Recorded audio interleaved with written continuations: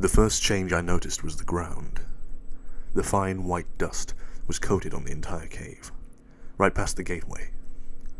I didn't know the origin. It didn't appear to be from any sort of mineral or rock I had encountered before. It was strange, but then, given the nature of the rest of the cave, it made it seem almost normal. The darkness grew progressively thicker as we advanced. I noticed we were running low on flares, only about 20 each. It was a problem, but not one I was particularly concerned about, considering the current predicament we were in. Ashley hadn't made any noise besides his original scream. It concerned me far more than if he had kept screaming. There could be a logical reason for him not screaming. Perhaps he ran deeper into the cave. Maybe he was conserving his voice, I thought. But I was throwing up improbable answers to cover my fear.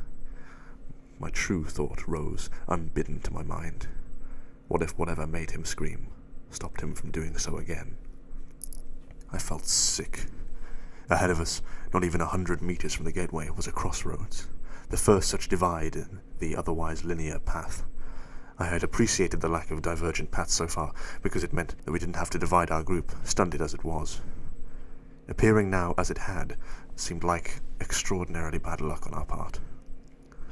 Seemed like. That's the key point. Nothing in this godforsaken cave has been left to chance. Lost in my grim thoughts as I was, I didn't notice the object ahead of us until Alex exclaimed and ran towards it. Startled, I looked up. Alex blocked my direct view of it. All I knew of it, apparently, was that it was quite large. I ran towards it. It was Ashley's pack, ripped and torn. Blood covered it and the immediate area in irregular patterns. Beside me, Alex stepped back tentatively, lost for words. Something attacked him. Tore the pack right off his back with incredible force. Must have injured him as well, judging by the blood, I said quietly, surprised at how clinical and calm my assessment of the scene had been. That's it. I'm out. I'm going, Alex said, turning quickly away, but not before I saw the fear in his eyes. He was terrified. Samantha nodded in agreement, turning to leave as well. I didn't try to stop either of them. They would be back. You won't get a foot past the gateway, I called to them, certain that it would prevent them from leaving.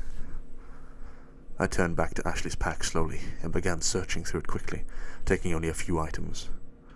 I hesitated when my hand landed on the flare gun, but I took it and kept it in my hand. I knew from experience against various types of wildlife that it had made an effective weapon. If I met anything that wasn't Ashley, I would fire without mercy. I stood and chose the right-hand passageway. I didn't feel scared anymore. In fact, I didn't feel a thing. Adrenaline was coursing through my system, leaving no room for fear or anything else. It grew progressively darker. The darkness was thick and cloying. As a lifetime asthma sufferer, it reminded me of when I needed my inhaler. I knew the flares would soon be useless, regardless of whether they should have been effective. Beside me, I noticed scrawling in the dust, apparently of human origin. That, at least, was no mystery. I glanced at each in turn, almost mechanically, knowing that it couldn't be any worse.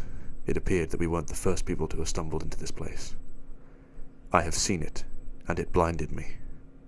This is its domain, taller than any human. Suddenly I stopped.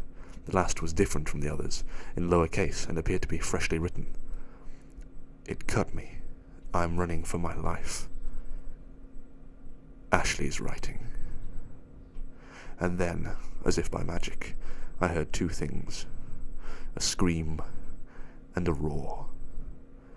Ashley, the jackal, and they were close. I ran forwards.